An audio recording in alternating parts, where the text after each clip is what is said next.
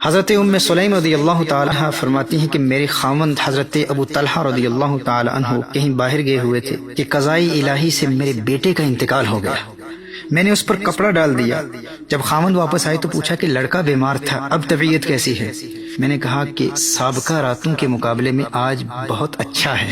حضرت ام سلیم رضی اللہ تعالیٰ عنہ ارشاد فرماتی ہیں کہ میں نے خاوند کو اطلاع نہیں دی کہ ہمارے بیٹے کا انتقال ہو گیا ہے۔ میں نے کھانے کا اہتمام کیا، خاوند کو کھانا کھلایا، اور اس رات میں نے دوسری راتوں کے مقابلے میں زیادہ بناؤ سنگار کیا، حتیٰ کہ میرے شوہر نے مجھ سے ہم بستری بھی کی۔ اور پھر میں نے کہا کہ فلاں پڑوسی کو میں نے عاریتاً ایک چیز دی تھی، اب جب میں نے اس سے واپس مانگی تو اس نے شور مچایا۔ میرے شوہر نے کہا کہ عجیب بات ہے، بڑا احمق پڑوسی ہے، چیز ہماری تھی، ہم نے واپس مانگی تو وہ شور کیوں مچاتا ہے؟ تو حضرت ام سلیم رضی اللہ تعالی عنہ ارشاد فرماتی ہیں کہ پھر میں نے اپنے خاوند سے کہا کہ آپ کا وہ چھوٹا بیٹا اللہ جل وعلا کی امانت تھا، اللہ جل وعلا نے واپس لے لیا ہے۔ خاوند نے کہا انا للہ و انا الیہ راجعون۔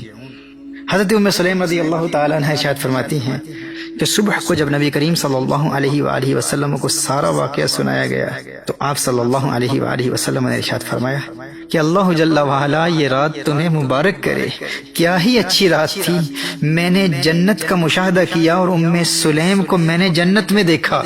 اللہ اکبر کبیرہ، سبحان اللہ۔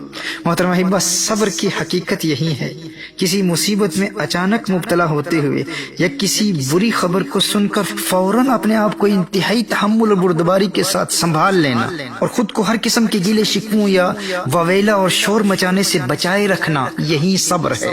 دل میں تکلیف ہے، دل میں درد ہے، آنکھوں میں آنسو بھی ہیں، لیکن زبان پر گیلا شکوہ نہیں، اور خود کو ہر قسم کے بے صبری کے مظاہرے سے فوراً روک لینا صبر ہے۔ بخاری اور مسلم کی متفق علیہ حدیث ہے، میرے آقا صلی اللہ تعالی علیہ وآلہ وسلم نے ارشاد فرمایا انما الصبر عند الصدمۃ الاولى، صبر تو وہ ہے جو مصیبت کی پہلی ٹھوکر لگنے پر کیا جاتا ہے۔ دیکھیے حضرت ام سلیم رضی اللہ تعالی عنہ کو اسی لیے میرے آقا صلی اللہ علیہ وآلہ وسلم نے جنت کی بشارت دی کہ اپنے چھوٹے بیٹے کے اچانک انتقال پر انتہائی غم و پریشانی کے باوجود نہ صرف اپنے آپ کو فوراً سنبھال لیا بلکہ ایسی حالت میں اپنے خاوند کے تمام حقوق بھی ادا کیے اور خاوند کو انتہائی خوبصورت مثال دے کر بچے کی موت کی خبر بھی دے دی اور بے صبری کے مظاہرے سے بھی بچا لیا۔ محترم احبہ، بالخصوص ایک عورت کے لیے یہ بڑا ہی مشکل مرحلہ ہوتا ہے۔ دیکھیے ایک مرتبہ حضرت فتح موصلی رحمہ اللہ کی زوجہ گر پڑی اور ان کا ناخن اکھڑ گیا۔ اب ان کا رد عمل کیا تھا، ان کا ریاکشن کیا تھا؟ شدید تکلیف کے باوجود آپ ہنس رہی ہیں، مسکرا رہی ہیں، لوگ دیکھ رہے ہیں کہ آپ ہنس رہی ہیں۔ اب دیکھیے ناخن اکھڑ گیا ہے، درد کی شدت کے باوجود، تکلیف کی شدت کے باوجود آپ مسکرا رہی ہیں، ہنس رہی ہیں۔ لوگوں نے پوچھا کہ آپ ہنس کیوں رہی ہیں، آپ کو درد نہیں ہوتا؟ آپ نے ارشاد فرمایا اس درد کی وجہ سے جو ثواب ملا ہے نا، اس کی خوشی ہی اتنی ہے کہ درد کا احساس ہی نہیں ہوا۔ دوستو، جسے درد کے ثواب کا علم حاصل ہو جائے نا، اسے پھر خوشی اتنی ملتی ہے کہ اسے درد کا احساس ہی نہیں رہتا۔ اب یہ ہے مصیبت کے فوراً بعد اپنے آپ کو سنبھال لینا، یعنی فوری ریاکشن سے اپنے آپ کو بچا لینا، یہ فضیلت کا باعث ہے۔ کیونکہ دیکھیے کسی مصیبت میں مبتلا ہونے کے بعد رفتہ رفتہ وہ غم اور درد اور تکلیف کی شدت کم ہوتی چلی جاتی ہے۔ اب دیکھیے کوئی شخص کسی مصیبت میں مبتلا ہو جاتا ہے تو مصیبت کے ابتلا کے بعد رفتہ رفتہ اس کا غم، درد اور تکلیف کی وہ شدت کم ہوتی چلی جاتی ہے۔ دیکھیے کسی کے بچے کا انتقال ہو جاتا ہے تو بچے کے انتقال کے بعد آہستہ آہستہ مرور زمانہ کے ساتھ، وقت کے گزرنے کے ساتھ ساتھ اس کا غم کم ہوتا چلا جاتا ہے۔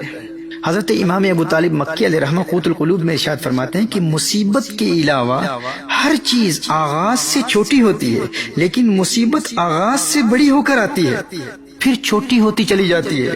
اسی لیے مصیبت کے چھوٹے ہونے سے قبل جو ہی صدمہ پہنچا تو گلے شکوے کے بغیر انسان نے اگر فوراً صبر کر لیا تو وہ حقیقی صابر ہے، ورنہ بعد میں تو انسان صبر کر ہی لیتا ہے۔ اب بات سمجھ رہے ہیں نا کہ یعنی مصیبت وہ چیز ہے جو شروع میں بڑی ہوتی ہے، تو اسی کو حضور اکرم صلی اللہ علیہ وآلہ وسلم نے ارشاد فرمایا الصبر عند صدمۃ الاولی، کہ صبر تو حقیقی وہی ہے جو مصیبت کی پہلی ٹھوکر لگنے پر کیا جاتا ہے، حقیقی صبر وہی ہے۔